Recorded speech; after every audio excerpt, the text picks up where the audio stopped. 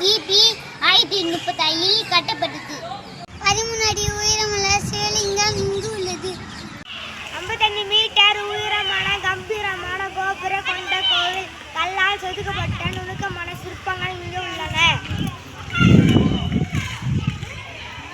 கங்கை ஆறு வரை படையெடுத்து சென்று வெற்றி பெற்றதை நினைவு கூறும் வகையில் இக்கோவில் கட்டப்பட்டது.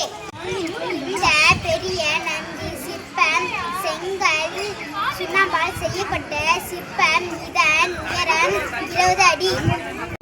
இந்த வெற்றியை பறைசாற்றும் வகையில் புதிய தலைநகரமான கங்கை கொண்ட சோழபுரத்தின் புதிய கோவிலாகும் இந்த பிரம்மாண்ட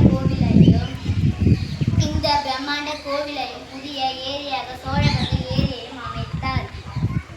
கோபுரம் ஐந்து விட்டது. இரண்டாவது ராஜகோபுரம் வழியாக நாம் உள்ளே செல்கிறோம்.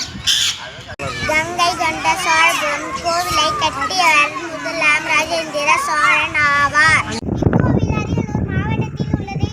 என்றும் அழியாத சோழர் தன் தந்தை தஞ்சாவூரில் கட்டிய கோவிலை போல இக்கோவிலை கட்டினார். சிவனுக்கு பிரகதீஸ்வரன் என்றும் அம்மனுக்கு பெரியநாயகி என்றும் பெயர் சூட்டினார்.